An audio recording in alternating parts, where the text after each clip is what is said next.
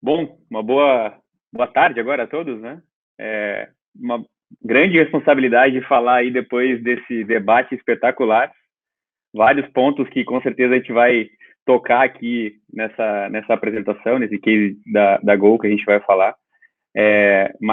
Vou tentar manter a adrenalina mil aqui porque foi muito bom o debate anterior. E a ideia aqui é a gente falar um pouco desse case da Gol e eu vou tentar tocar temas relacionados aí na época da pandemia aqui, já que a Gol é uma empresa do setor aéreo e turismo, foi bastante afetada aí, né? Então, acho que tem várias coisas em relação a IA e dados que ajudaram muito nesse período aí da pandemia, essa é a ideia. Bom, deixa eu apresentar primeiro.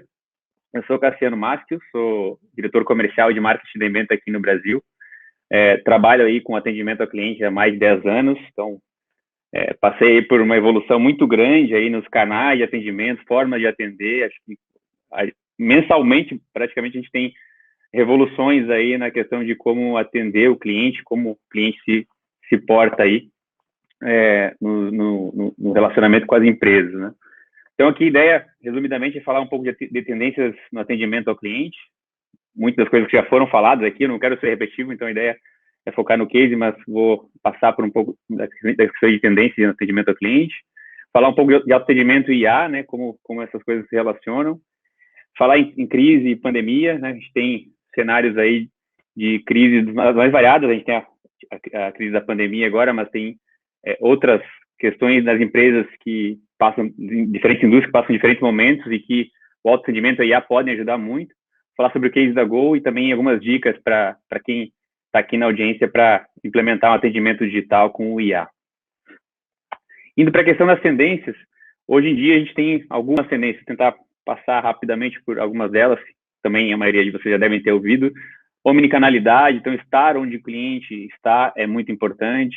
Estar em canais aqui, o WhatsApp, o canal WhatsApp no Brasil é muito importante, né? Um canal que as empresas estão adotando massivamente, mas atender o cliente nos canais de mensageria, onde eles estão, também é muito importante.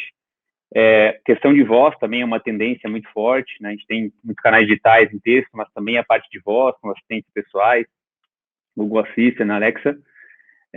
A questão do atendimento também, o atendente hoje ter um canal e uma forma de empoderá-lo, não só no sentido de ter a informação, estar bem treinado, mas também de ter o suporte da IA para encontrar a informação da melhor forma possível e também atender a questões mais com valor agregado maior, deixar as coisas repetitivas, coisas que não agregam tanto valor, né? Um humano não agrega tanto valor para o robô, né? Que o robô consiga atender rapidamente, sem ter que ser treinado várias vezes e poder ser 24/7, estar sempre disponível, que é um dos benefícios aí da IA, né? A questão do digital, né? Então, hoje as lojas, durante a pandemia, também ficaram muito tempo fechadas, com restrições de horário, poder ter esse relacionamento híbrido, né? Metade físico, metade virtual, ou mesmo no físico ter uma forma virtual, depois a gente vai falar do case da Gol, de se aglomerar menos, de ter menos toque, né? Que é os riscos agora com esse período de pandemia. Redes sociais também, a gente está cada vez mais social, cada vez mais interativo, cada vez mais online.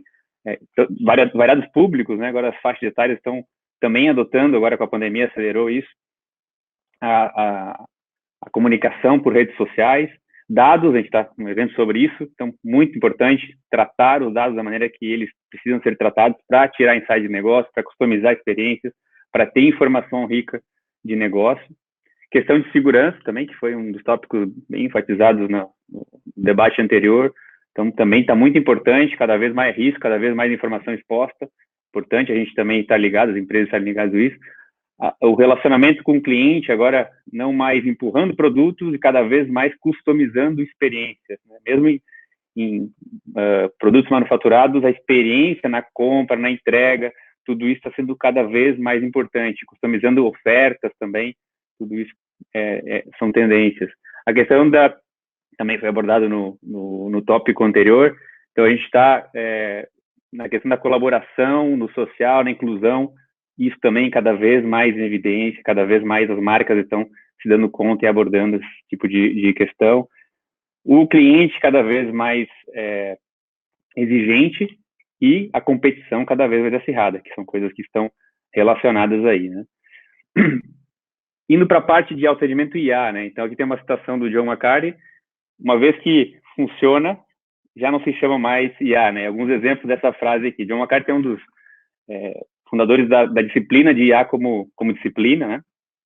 E ele falava isso, né? Que quando vira uma commodity, a gente nem se dá conta, né? Mas a IA, que antes era considerada IA, já não passa mais a ser IA no conceito.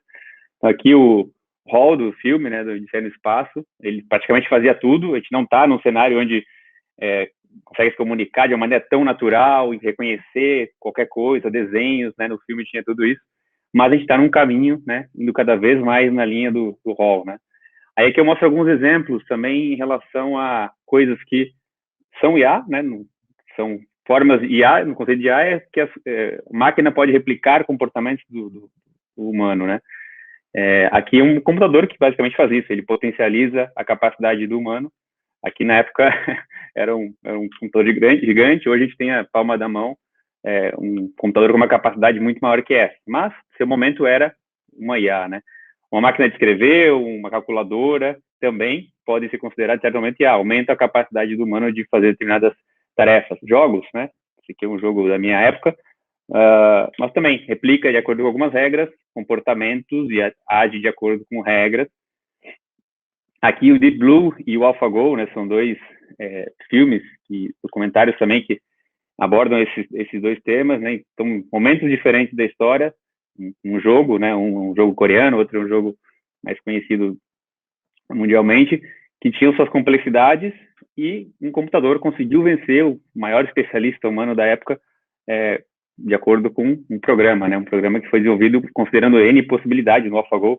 É absurdo a quantidade de possibilidades, cada movimento gera uma N possibilidades na sequência. A própria questão de chão de fábrica, né, de máquinas que executam processos robóticos, e esse famoso, o Clipped, né, que é uma tentativa de um atendimento dentro do Windows, que na verdade o desafio nesse caso era como tirar ele da tela, né, porque mais atrapalhava na época do que ajudava, mas hoje a gente tem aí cada empresa, né, Siri, Google Assistant, Alexa tem sua aplicação para ajudar aí no atendimento. Aqui eu não vou entrar no detalhe aqui, porque acho que foi muito bem falado em várias outras palestras, mas várias formas de IA. O que a gente vai trazer aqui no caso da Go é uma abordagem que consolida algumas desses formatos de IA, e geralmente é assim, soluções são montadas com diferentes formatos para dar uma aplicação útil para o usuário final. Aqui um desafio, né? Vou falar um pouco da forma que eu estou acostumado a trabalhar em IA, vou focar muito no NLP, que o Alexandre Romero falou ontem, mais a fundo sobre o tema, e eu vou comparar a forma de a gente trabalhar com IA, dia a dia a gente chama de IA simbólico, com o machine learning. Machine learning precisa de muitos dados. Aqui eu vou exemplificar, e aí vocês podem pensar o que é isso, né? O que é esse fragmento de uma imagem, e aí pode falar que é uma zebra, né? Provavelmente, né? Sem muita informação, apenas com esse fragmento, com pouco treinamento, eu diria que era uma zebra. Mas, quando a gente vê o todo, quando tem treinamento suficiente, informação suficiente, uma base de dados suficiente, esse machine learning pode saber que é um okapi e que é muito mais próximo da girafa do que da zebra, né? Apesar de que um fragmento dele pode dar a entender errado, né? Então, o recado aqui é que com bastante treinamento, o machine learning, que é uma das formas de IA, pode funcionar muito bem, mas com fragmentos de treinamento, e com pouco treinamento, pouco dado, ele pode ser muito ruim, muito na linha do que foi falado no debate anterior também, né? Então, quem que vai fornecer os dados, quem que vai treinar o modelo, tudo isso vai direcionar a forma como o sistema vai responder a determinada interação. Então, indo para a parte do IA aqui, tem duas frases com palavras iguais, mas dependendo da ordem que eu utilizo, esse exemplo em inglês, em português não tem um exemplo equivalente, tem o bota a bota, talvez que possa ser parecido com esse, mas dependendo da ordem que eu coloco as palavras nessa frase, eu vou ter um entendimento ou outro, né? Um é comprar uma passagem, né, marcar uma passagem de navio para a França, e outra é uma regra, né, de viagem de entrega para a França. Então, dependendo de como eu posiciono as palavras na frase, eu tenho entendimentos completamente diferentes. E isso uma IA precisa entender. E é essa forma, esse formato, que a gente chama de IA simbólico, que a ferramenta que a gente trabalha costuma abordar. Então, aborda de um lado o léxico, que são as palavras, formas diferentes de falar sobre determinado conceito, né? Nesse caso, carro, veículo, carrinho, carrão, tudo isso tem um significado muito próximo e eu posso, né, uma IA pode saber isso de antemão, eu posso ensinar isso, esse conceito, e ele é genérico dentro do idioma, e ele vai saber disso para todos os casos, né? E a semântica é o significado. Então, bota a bota, que é o exemplo equivalente, conseguia o anterior em português, tem duas palavras iguais, mas uma é um verbo e outra é um substantivo. E isso, o modelo já está preparado para entender, baseado em regras e não em treinamento exaustivo e não em palavra-chave, ou ter que dar todos os exemplos necessários para poder o modelo fazer as inferências. Aqui, alguns exemplos de formato de implementar chatbot, eu chamo de UraBot, é um modelo mais baseado em regras e árvore de decisão, então eu preciso focar na UX. Tem casos de uso que o UraBot funciona muito bem, quando eu tenho poucos casos de uso, poucos temas a abordar, então eu monto uma árvore de decisão e tenho ferramentas muito boas no mercado que utilizam esse conceito, né?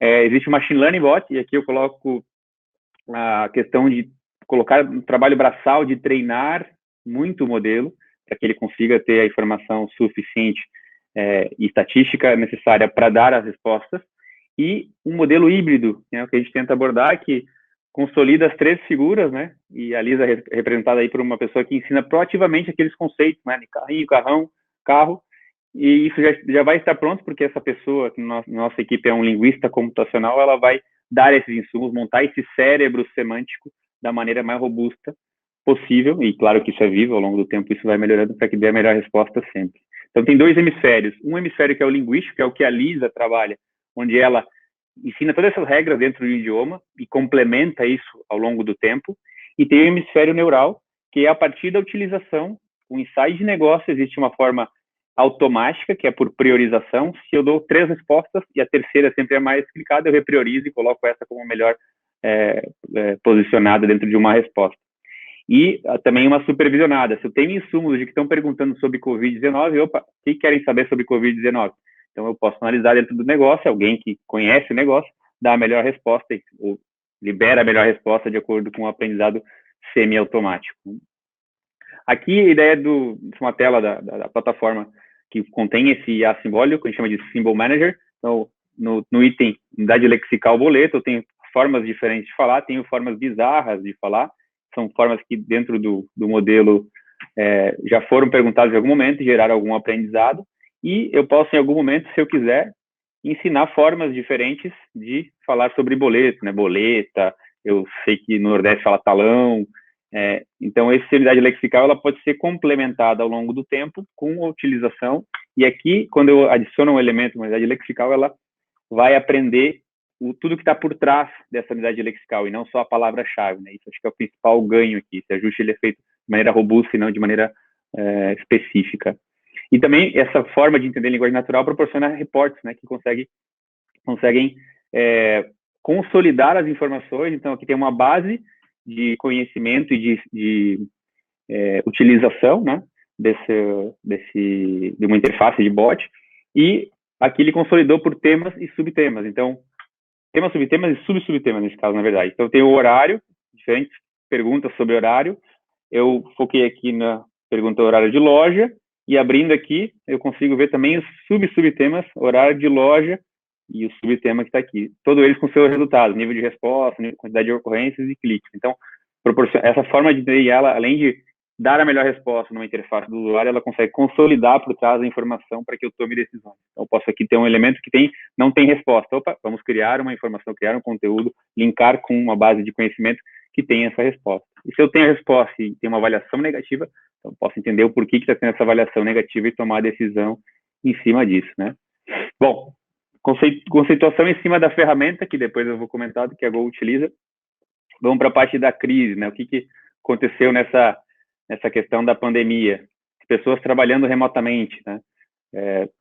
No caso da Go, a Go tem boa parte, já era antes, eu acho que foi um grande diferencial aí para passar por esse momento de crise, já tinha muitos profissionais trabalhando em home office, né? Então, o que a pandemia fez é intensificar isso, né?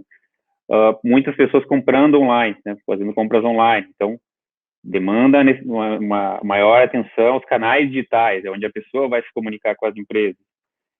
Viagens, né, e deslocamentos também, em certo momento, bloqueados ou muito restritos. Então, isso também fez com que, no caso que a gente vai falar depois da Gol, tivesse muitas restrições, muitas dúvidas, e também gerou muito atendimento no primeiro momento, né, um boom de atendimentos. A questão do, primeiro, do touchless, né, que não se pode tocar as coisas, né, então, o exemplo da Gol, os totens que se podia fazer check-in nos aeroportos já estavam bloqueados para não tocar, né, filas também estavam restritas, né, no espaçamento ou evitando filas. E as pessoas também, por outro lado, utilizando os seus celulares cada vez mais, né? Pessoas de todas as idades que antes talvez não utilizassem começaram a ter que utilizar, foram obrigados. Estabelecimentos, locais fechados também, então cada vez mais atenção à parte digital, à parte online.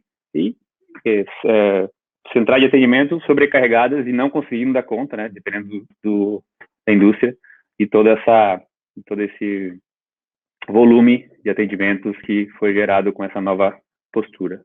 Indo para o case da Gol, então, a ideia, desde o começo, né, a gente está 5, 6 anos com parceria com a Gol, desde o começo teve alguns enfoques, né, o projeto. Era reduzir o tempo de espera do contact center, né, então colocando um bot que possa atender boa parte dos atendimentos repetitivos na frente, a gente vai reduzir o tempo de espera, ele pode ser instantâneo com o bot, se eu pergunto, quero saber o status do meu voo, eu respondo na hora, não tem espera praticamente nenhuma, né? Caso contrário, ele tem que passar para um chat.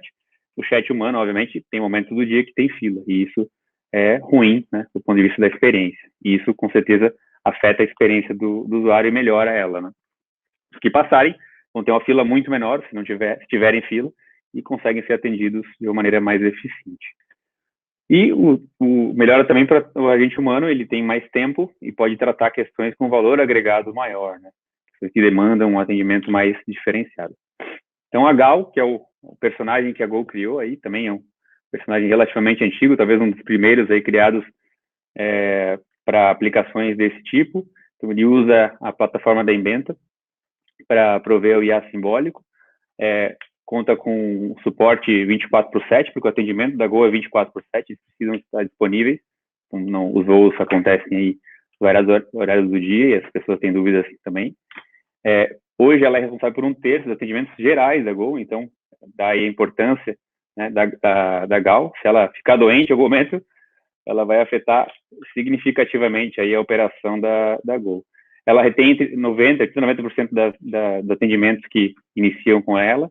Em 2020, né, que foi o ano do início aí da pandemia, ela fez 895 mil atendimentos e 90% foram efetivos, né? Então, a Gol, como todo mundo já sabe, teve impacto profundo, né? Teve uma explosão logo no começo, muita dúvida, né? Muita gente com voos cancelados queria entrar em contato para poder saber o que ia acontecer, como remarcar. Então, isso fez acelerar um projeto que é a Gal no WhatsApp. Ela estava já no roadmap, mas foi acelerado, né? A ideia é que tinha um atendimento humano para alguns clientes antes, mas a ideia era liberar para mais clientes e conseguir suportar esse volume de atendimento sem ter que contratar tantas pessoas para poder lidar, porque o WhatsApp é um canal que tem uma adesão massiva logo que ele é implementado. Tirar a pressão do atendimento humano também, para coisas básicas, ele pode focar nas coisas mais complexas. Questão das filas de contato físico nos aeroportos também, a ideia, como eu falei antes, não é estimular filas e contatos, então com um atendimento via WhatsApp, ele consegue resolver dúvidas pelo próprio celular. E aí a questão do check-in, que foi, eu vou mostrar numa tela mais além, como ficou. O check-in feito no WhatsApp, ele tem vários benefícios. Primeiro, o usuário não precisa baixar o aplicativo. Segundo, ele faz o check-in todo, completo, desde que ele não seja uma exceção, né? Se eu vou viajar com pet, outras exceções, ele não pode fazer o check-in nem pelo aplicativo, ele tem que ir no balcão. Mas para uma boa parte dos usuários, eles conseguem fazer. E isso proporciona uma praticidade muito grande, né? Um aplicativo que todos usam e é muito mais fácil fazer por ali. E a avaliação é muito boa, né? Como está no celular, a pessoa não precisa baixar o aplicativo, a satisfação de quem finaliza a experiência é excelente, né? Ele consegue fazer pelo aplicativo, tem o cartão de embarque, ele só embarca, não precisa fazer mais nada, né? Aqui alguns serviços, então esse projeto ele tem alguns serviços, tem uma Gal no site, e tem a Gal no WhatsApp. A Gal no WhatsApp ela é um pouco mais resumida, ela tem menos casos de uso, até pelo canal, que é um pouco mais restrito em relação a como se mostrar coisas, tem algumas restrições em relação a botões, vídeos, então ela tem uma aplicação muito focada nos casos de uso que são adequados ao WhatsApp, check-in, gerenciamento de reserva, o voo, confirmar o voo, está no horário, informação de bagagem, e assim por diante. Aqui algumas telas do WhatsApp, isso aqui é uma coisa muito legal, sempre que eu mostro as pessoas ficam bem surpresas, mas o serviço da Gol não tinha essa possibilidade de mandar imagem atualizada, né? Como é apresentado, por exemplo, nos canais web, o aplicativo. Então, a gente recebeu o retorno e fez a configuração, como depara, via emojis, que para o canal WhatsApp funciona muito bem. E fica até interessante, né? Fica adaptado ao canal, que as pessoas estão acostumadas a usar emojis. Então, hoje a experiência do check-in WhatsApp, ela está dessa maneira. A gente tem todo o processo feito aqui, tem várias integrações, várias etapas de uma integração sistêmica com o serviço de check-in. E ela também responde questões gerais, como pet, por exemplo. Quero viajar com o meu cachorro, ele me trouxe aqui a informação sobre as regras de viajar com o pet. Existe uma interface também na web, essa aqui é mais antiga, essa aqui a gente tem desde o início do projeto com a Gal na web. Também temos o da Golog, então o Gil, o irmãozinho aí da Gal, focado nas questões da logística, né, de entregas, tem integrações como rastreio, cotação, todas feitas pela web aí no projeto, e também temos uma outra frente na Gol para parte de recursos humanos, onde também, como os profissionais estão remotos, né, os aeroportos também ficam distribuídos, é importante que tenha no portal deles uma interface para questões de recursos humanos para tirar parte das dúvidas. Tá? Então, essa é outra aplicação interna que tem lá na Gol. Outros benefícios, então, que aconteceram com o projeto, então, agilidade nas comunicações, todas as questões de regras, cancelamentos, a Gol costuma colocar avisos, na outra tela aqui, costuma colocar avisos, dependendo do dia, do caso, de algum problema que tenha, alguns cancelamentos que tenham sido feitos, eles colocam proativamente para mitigar aí o risco de atendimento desnecessários quando se consegue, né? Alteração de regra de bagagem, eu lembro que foi no passado, foi uma questão importante. Então, a própria Gol tem autonomia para fazer isso. A equipe da Gol, que é treinada a pilotar aí a plataforma, ela consegue fazer essas alterações muito rapidamente. Questão de integrações também, então, a Eventa conta com um time developers e parceiros que conseguem ajudar em integrações, tem uma parceria muito legal com o time da Gol para isso, tanto é que a gente tem ampliado o escopo, e isso acho que é muito importante, né, ter parceria no projeto, seja com áreas internas, seja com fornecedores. Acho que o case da Gol exemplifica muito esse espírito de parceria que é importante para evoluir em questões de inovação. E a questão de dashboard também, tudo que é feito nas many interfaces é registrado de uma maneira estratificada o suficiente para a gente conseguir saber o que está acontecendo na ponta do lápis, conseguir tomar a ação mais adequada para cada caso, né? Então, vai ter um roadmap de novos projetos, obviamente não posso comentar outros, né, mas que estão por acontecer aí junto com o time da Gol. Bom, agora eu vou para uma parte que acho que é legal para a audiência, de dicas para quem está iniciando um projeto ou quer melhorar o seu projeto de atendimento digital. Primeiro, estrutura e tecnologia. Quando a gente fala, e eu acabei de mencionar isso no slide anterior, de um projeto nessa área de IA, a gente precisa de diversas áreas envolvidas, né? Parte de negócio é importantíssima, porque vai dar regras, parte de desenvolvimento, TI, precisa estar envolvida, porque fatalmente vai precisar de integrações para dar mais assertividade, mais eficiência para a solução. Treinamento, né? Quem está envolvido, né, no treinamento do robô, nesse caso da IA simbólica, é muito mais informação, muito bem montada, muito bem estruturada para que eu responda da maneira mais eficiente possível. E uma parte de curadoria para analisar o que está acontecendo e tomar decisões em cima disso. Plataforma e tecnologia, tem uma plataforma, tecnologia que permitam flexibilidade, permitam escalabilidade, isso também é importante no momento de se escolher. E também definir integrações de canais, sistemas. Tem projetos que a gente se depara com sistemas legados que não tem como se integrar, então ter essa noção da arquitetura necessária para poder se conectar e ser eficiente no atendimento também, né, no processo de transformação digital. A questão de timing, aí eu pego um pouco de referência de projetos que eu costumei trabalhar, em torno de 1 mês a 6 meses. O legal é ter entregas rápidas, né? Então, ter um projetinho pequeno, meio que um MVP para entregar rápido, ter resultado, provar valor para continuar ampliando esse escopo.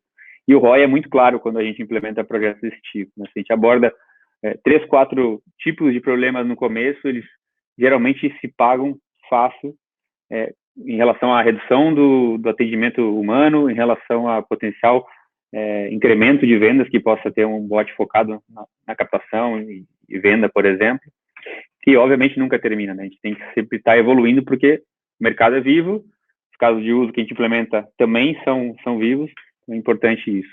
Os objetivos, em geral, que eu vejo nos projetos, principalmente diminuir custo, aumentar a conversão, né? Projetos focados em captação, qualificação de leads e mesmo de vendas, a diminuição do contato humano, né? Nesse foco da pandemia agora aqui, melhorar a percepção da marca. Se eu tenho um bot que funciona, isso também é um problema que eu já enfrento um pouco ainda, às vezes o bot está queimado porque foram implementados muitos bots nesse período, últimos 2, 3, 4 anos, e vários com uma estratégia ruim, uma abordagem muito ruim. E aí, quando a pessoa utiliza e não ajuda, e bloqueia e não passa para atendimento humano de forma nenhuma, mesmo quando não entende, acaba queimando, né? As pessoas, às vezes, não gostam de falar com bots, e isso é importante reverter essa imagem com projetos muito bem feitos, com abordagens e UX muito bem pensadas, né?